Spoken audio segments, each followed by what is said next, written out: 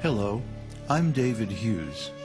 Welcome to Your Perfect Body, the podcast of the Esoteric Teaching Community. This is in response to a question sent in to our question address, yourperfectbody@esotericteaching.org, from PK up in New Jersey. And PK says, I've been a devotee for over 20 years. Why is it, after all this time of chanting and devotional service, I do not feel like I have made any real advancement? I would appreciate your comments. Well, PK, first of all, don't be too hard on yourself. Everybody feels this way, at least some of the time. Actually, it's a nice, humble Vaishnava sentiment to feel that, I've been chanting this holy name, but I don't have any advancement.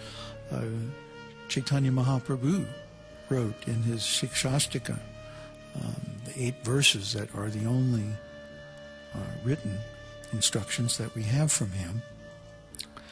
He says, although you have made yourself, he's talking to Krishna, although you have made yourself easily available through your holy names, I am so unfortunate that I am not attracted to them.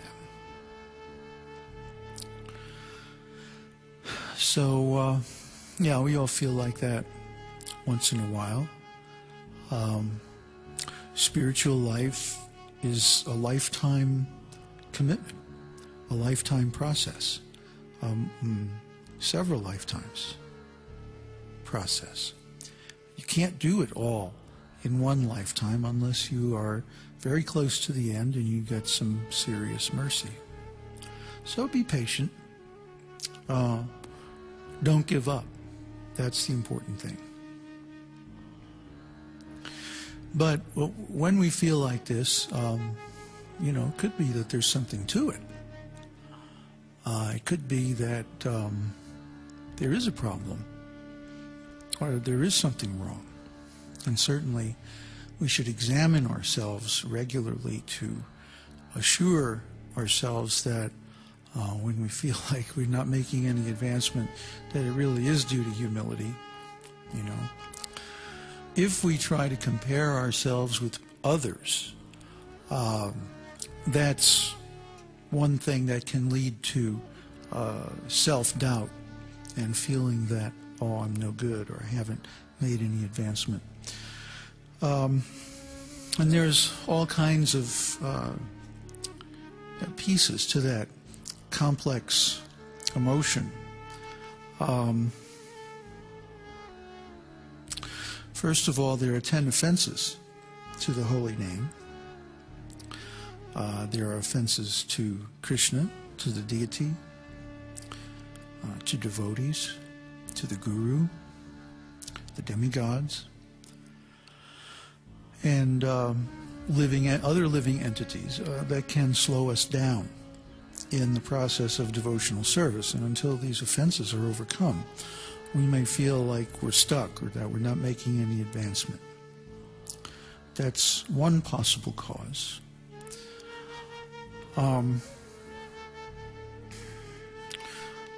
Are you chanting the holy name regularly, daily, whenever you can? Are you chanting japa on beads? Is it a consistent practice, daily practice? Are you chanting those, at least the same number of rounds every day, or are you going up and down? It's recommended to try to chant a minimum of 16 rounds a day. It takes about an hour and a half to 2 hours, depending on how fast you chant. A round is one time around a set of japa beads, 108 mantras, and takes most people about 7 and 8 minutes, something like that.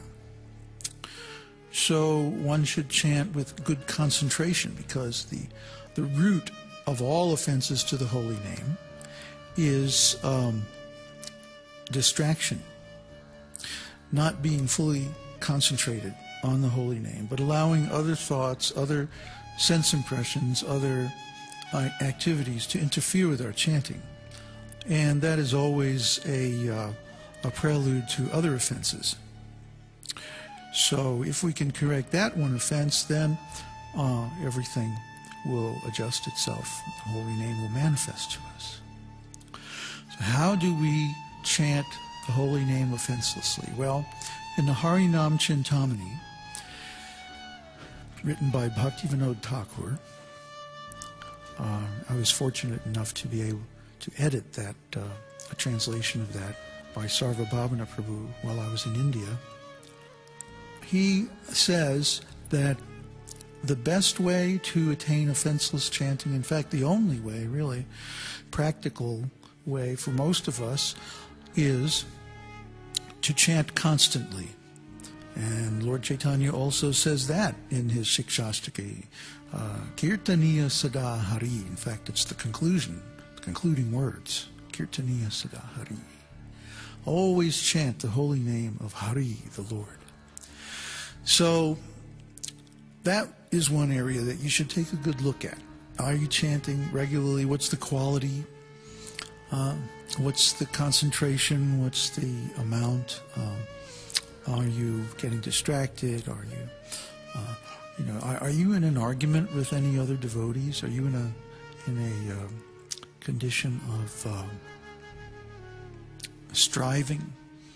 Are you comparing yourself with others?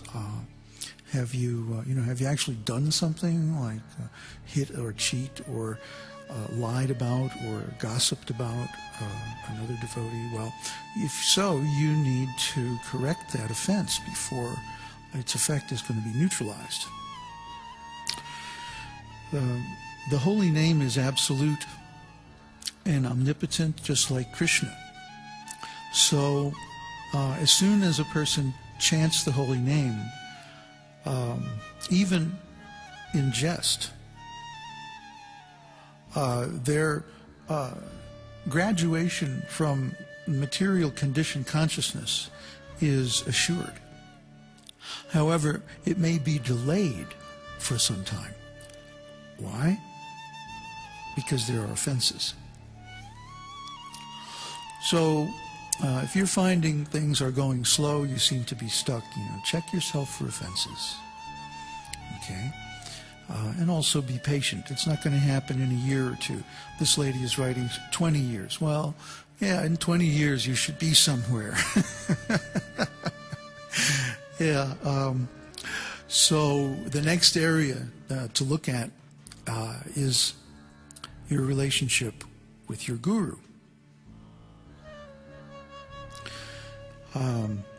If you came, I'm speaking now to PK, if you came to Krishna consciousness 20 years ago, let's say between 20 or 30 years ago, you would have came to ISKCON. You say you're in New Jersey, so you're an American probably. Although, I don't know, I think half of New Jersey is Indian now, isn't it? Something like that. Anyway, seriously, if you came to Krishna consciousness 20 or 30 years ago, you would have come to ISKCON during the zonal acharya period, when everything was pretty much topsy-turvy and very turbulent and risky for spiritual life. There were a lot of offenses, there were a lot of bad decisions and wrong actions on the part of the management. And chief among those was the process or practice of electing spiritual masters by committee. And if we read Srila Prabhupada's books, especially Chaitanya Charitamrita in the Madhya Lila, Srila Prabhupada speaks out very strongly against this practice. And he says, he's talking about when Rupa and Sanatan Goswamis received the mercy of Lord Chaitanya, that he delivered them from their material status of life and gave them shelter as sannyasis, Babajis, under his lotus feet. And they were immediately relieved from all sinful reactions, and they went on to become the ontological and theological architects of the esoteric teaching in its present form. So when they received this mercy, all the Vaishnavas in Vrindavan became very happy, and they congratulated the brothers because they received the mercy of the Lord. So Srila Prabhupada writes, this behavior is indicative of real Vaishnavas. When they saw that Rupa and Sanatan were fortunate enough to receive the mercy of the Lord, they were so pleased that they all congratulated the two brothers. A jealous person in the dress of a Vaishnava is